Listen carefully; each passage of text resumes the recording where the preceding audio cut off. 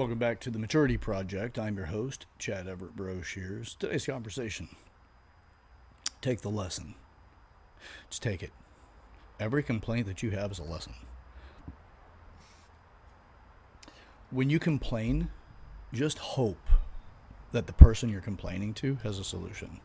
And if you're too blind, based off the fact that you're so caught up in your complaint, that you are unwilling to see or hear the lesson that's being offered to you by somebody else, you're going to have to find it for yourself. It's actually a fairly simple approach to this, but you see, the thing is that we've been coddled to the point that we're told that you shouldn't go through the challenges you're going through. Well, imagine if you were somebody who says, I'm going to be a professional baseball player one day. And then you go out, you play in the yard, and then you hear, come inside, it's time, let's have dinner or whatever. And then, you're like, well, I really want to play a little bit more. Well, your mom's like, hey, come in. Well, you get kind of comfortable and used to it. You probably will progress a bit. You get used to, swinging the bat and hitting the ball. If you're doing it by yourself, you may be teeing it up, or you might just be throwing it up in the air and just trying to hit it, as it comes through. And you get the degrees of success that you get by fine tuning your skill set in that way.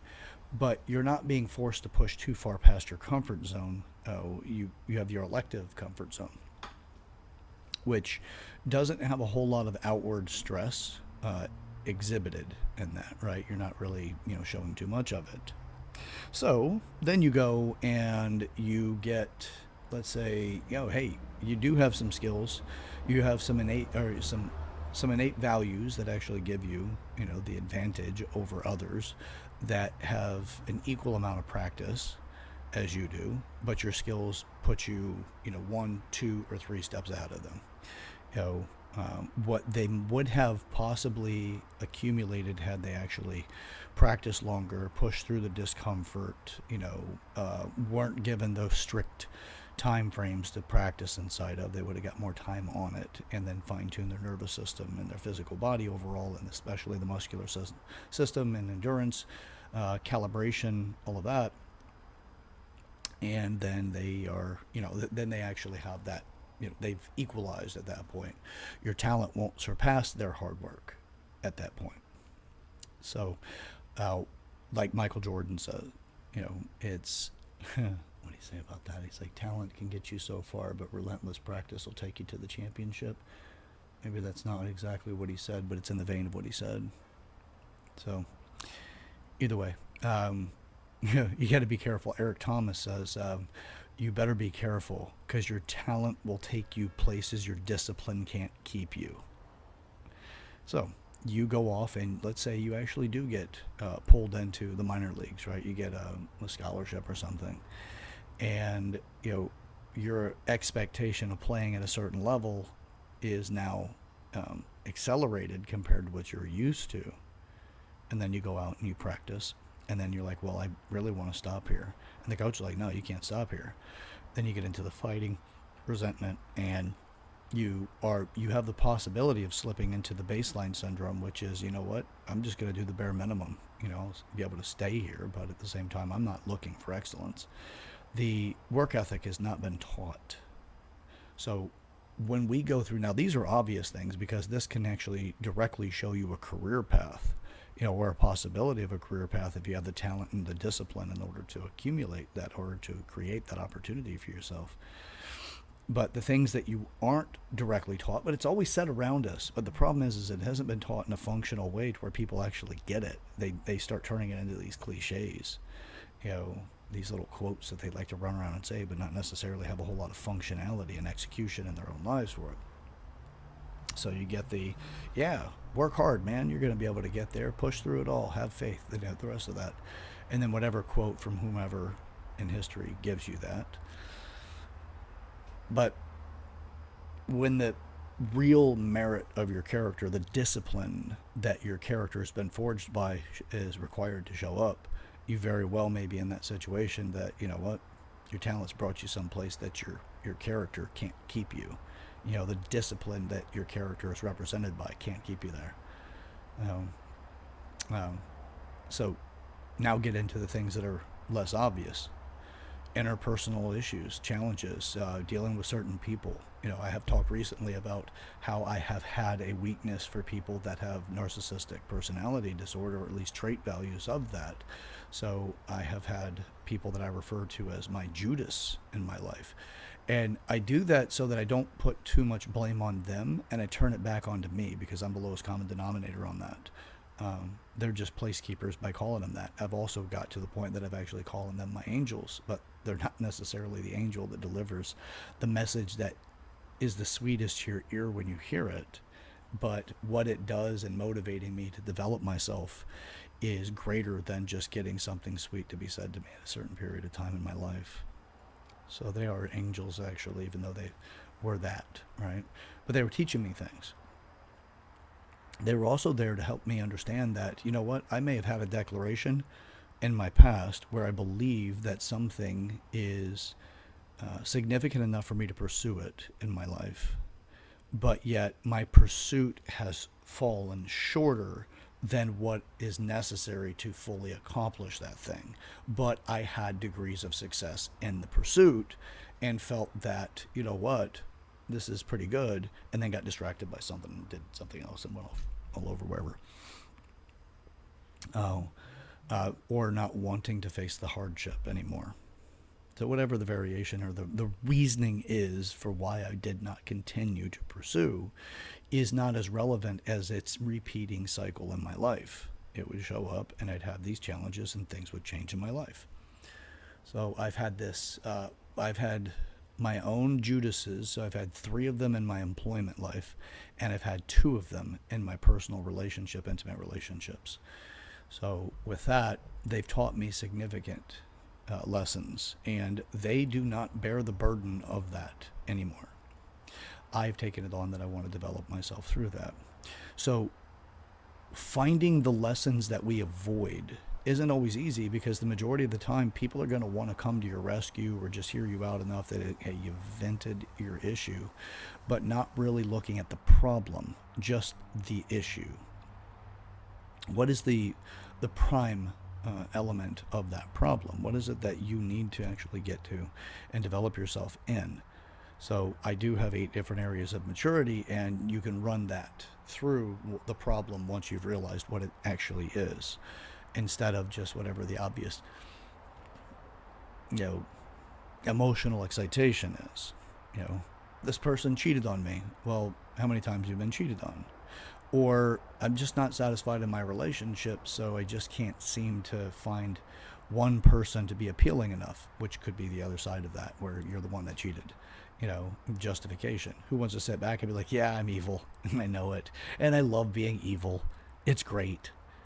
That's not a common thing for us. We don't do that often. That's very few people actually want to sit back and say and pledge some sort of allegiance to some evil concepts.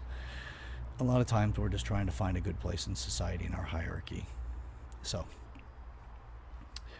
the lessons are there. They continue to present themselves. I have already recorded several times on Pandora's Box. And I'll tell you briefly what Pandora's Box is, because of the people that do follow the channel, that subscribe, if they do watch this. It could be a great refresher and reminder for them, but at the same time, going into great detail, it would potentially abuse that relationship I have with them, where they want to continue to see progress, not, stagnation in what I have to say. So with that, I'll briefly go into what Pandora's Box is. In Greek mythology, Pandora's Box was a gift given to somebody that was jealous that the woman Pandora had she was interested in and had a thing for Zeus. And I forgot the goddess that gave it to her. I apologize. But anyway, it's not so much as important about that. That's just the premise of what Pandora's Box is about. It was a cursed box. She gave her a box that actually led her curiosity into this thing. And when she opened it, it released chaos. It released the chaoses of the world, right, of this earth. And once opened, the box couldn't be closed. There was all kinds of challenges with it. Kind of creates a really interesting conversation around it. But the point of it is how I use Pandora's Box is it's a information tool, right? It's a platform that I'm using here, if you will, to intellectually wrap your mind around something. So Pandora's box is it's where your chaos. And by the way, chaos, if we were to really get down to it, are lessons that you're unwilling to learn. You just haven't learned these lessons. You don't want to. You've avoided them, or you didn't know how to work with them, and you feel like you just have to kind of still avoid that thing, but it's not avoiding it because it sucks in the sense it's painful, never again. It's just, hey, I see it coming. I don't know what else to do with it, so I'm going to try to, dodge it, whatever.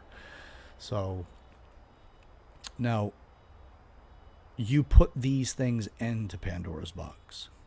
They will come back. Absolutely. Any lesson that you're unwilling to learn today will come back tomorrow.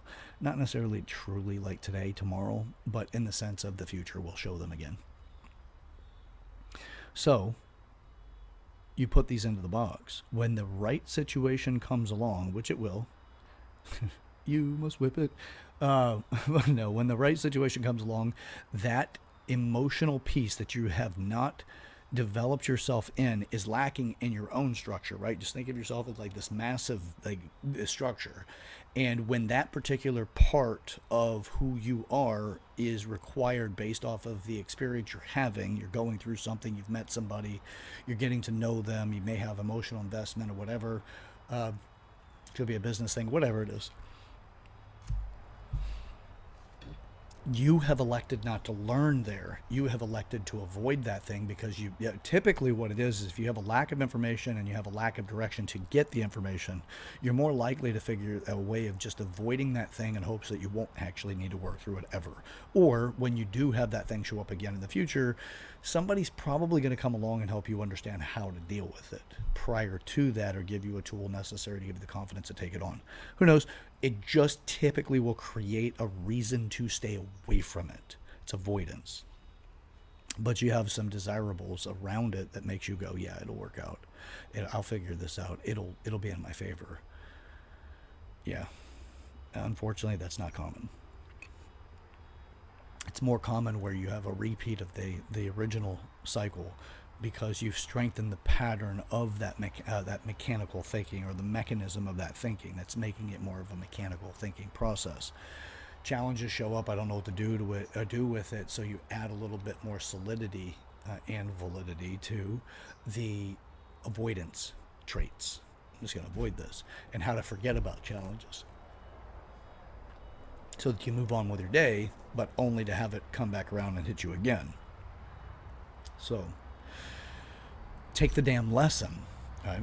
If you want to take apart Pandora's box and actually turn it into a cherished containment area for motivation and progress, which you can do that, and you actually do that with the way that I teach this, is you go back into Pandora's box, and then with the current allowance of ability to work with something specific, you will open yourself up. You're like, hey, I got all these things going on in life right now, but I feel like I actually have my plate clean enough that I could start taking on some challenges, because I'm driven to grow. I don't want to just find time to kick my feet up. I want to develop myself. So you're like, all right, well, let's do something with this. And then you open up Pandora's box, and obviously, hey, I can take on 2 or 3 lessons here, maybe 1, preferably, whatever it is. You will understand your allowance. Don't overdo it, because if you overdo it, you'll burn yourself and not want to do it again. You're going to want to try to shove everything back in that box and forget it again. So don't take on too much, but you want to take on enough that you can actually see that it is helpful. So for me, I typically don't go over 3 challenges at a time. I really prefer to try to keep it down at 1, because it gives you a real way of being able to fully focus on that thing, and then you can move into the next one. So you can move faster through that growth and give it more in-depth attention that's necessary to develop yourself. So what you do is you take on those challenges. When you take on the challenges, you develop the skills necessary to overcome those challenges. Well, Pandora's box is represented by a lot of the lesser challenges, although you can have some major challenges in there, but they're the lesser challenges compared to what's coming. So you have the standard issues that you're dealing with, but there's a colossus coming in the distance. So there's going to be a mountain of something that's going to be significantly larger than that colossus. You're going to find the things that are going to be the most monumentally challenging moments of your life. It's coming, but every challenge that you take on now and all of the ones that are in Pandora's box that you've neglected, you take all of those on, you will be preparing yourself to be able to take on that massive thing, right? You'll become the hero in your own life. That's the whole concept with Pandora's box, the way that I teach it. You're going to continuously take on these challenges and overcome them. I do this actively in my life on a day-to-day basis as well. Not saying that I'm the prettiest when I do it, or the best looking when I go through those challenges, because I'll sit back and be like, man, I'm really getting my ass kicked today. Man, I'm really like, I don't even know what to do. My snow globe is so shook up right now. I don't know what to do. Well, the benefit of what's happened here is that instead of being caught up with going back to the whole like Judases in my life, instead of being caught up with, well, yeah, these people are just screwed up. I'm the lowest common denominator. It's given me the gift of being able to get back to me, in part because it's always kind of been there, but I've strengthened it a lot in my own choice directions, not just innate values genetically, if you will, or given by my parents at an early age. But so I look at it and say, hey, I can do something with this, instead of blaming the other person and then getting behind this big story that I would enroll people in to help me feel some sort of cathartic release about the fact I've gone through something challenging. And I can say, hey, you know what? Instead of going, oh, that person's screwed up, you'd want to avoid them, they're a bad person. I look at it and say, yeah, I went through these things and this is what happened. But it's given me access to look at why that person found me to be somebody to be involved with in the first place, or if I didn't have control over that, why did I open myself into a position that actually gave that person that opportunity? What was it? And the intimate relationships, well, why did I find them attractive? What were the factors around that? If it's in the business sense, what were they to me in that business, and how was I related to them in that business? And overall, the company to us, the two of us, or however many people were involved. And then, it gave me insights to work with instead of sitting back going, nope, never going there again. That person was screwed up and it's the end of the story. It was all them. I've got nothing I need to worry about. So I've chose the other route. Let's grow, baby. Grow through what you go through. Paradise is a brick away, man. Let's go. Let's put this thing together. Let's make it together. So, all right. Turn yesterday's challenges into tomorrow's fertile soil. Let's plant some of those seeds, man. They're going to take that shitty experience that you've had, the thing that calls and begs you to avoid dealing with that particular type of situation or that identical situation in the future, and you just turn that soil over and go, where's my lesson in it, and how am I going to learn to plant in this soil? Because I am not going to let this be something that marks the rest of my life as the thing that will not be shaken. I'd rather look back at every single one of my challenges and say, I grew from that. I grew from it. Now, I have a unique position in this entire thing, and this is not to exclude you, it's just the way that I'm kind of geared or designed. If you're a parent, you get it right away, because our jobs as parents is that we have to teach the next generation. We have to teach them how to do life, which means you're learning and teaching at the same time. And you have that in your awareness that when I do these things, my child's going to see these things. And you have to look at it from an elevated learning perspective. That doesn't mean it's better, because there are other methods that actually can be as strong, if not possibly better, depending on the individual versus a bracketed way of being. And they may actually have a specific way of looking at things, and that makes them learn it faster and makes it more implementable for them. But it could also be back to that whole thing that I said earlier, which is talent to discipline. To be careful, your talent will take you places that your character can't keep you, which is your character with discipline, right? They may have talent that gets them there, but they also have the work ethic. Doesn't mean that you shouldn't try, and that they're going to take all first place the rest of your life. There's too many people in this world that you actually could work with that are going to identify better with you because of your unique abilities and characteristics. Just because the other person can actually dunk the ball better than you, or hit the free throw line, or whatever it is that the measurement may be about right now, doesn't mean you finding yourself won't actually get you to surpass the other person that actually has talent in the area you were competing with them initially anyway. So life has way too many variables. The point is that we keep growing. There's going to be so many challenges that we come across in life that you've got to persevere. You got to take it on. Now, How you take it on is going to be dependent on whether or not you even have the resources to do it. Sometimes you have to push yourself past all exhaustion, and then you'll have a breakthrough. Other times, you know what, this just adds to the foundation of your efforts in the future. This is going to add to the frustration, as the previous video I made was about frustration and what to do with that. Just adds to it. It just gets you enough to continue to push because the lesson's right there. Keep going. It's always there. It's around us all the time. Just you don't know how to access what's there. So anyway, all right, that's what I've got for today. Let's keep pushing through this. This is the Maturity Project. I am your host, Chad Everett Grow Shears. Share this video with a person in your life you want to make a difference with, you want to start a meaningful conversation.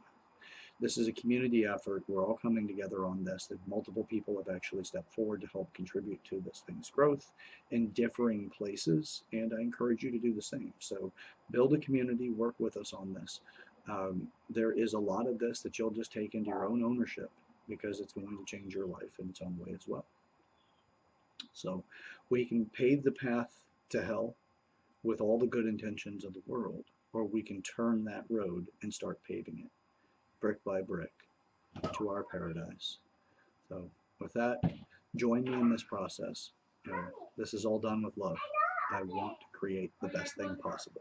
So family's coming out. So anyway, all right, until next time, let's get to it. All right, let's get to let's get to this together. Remember, we grow through what we go through. Let's turn yesterday's failures into today's fertile soil. See ya.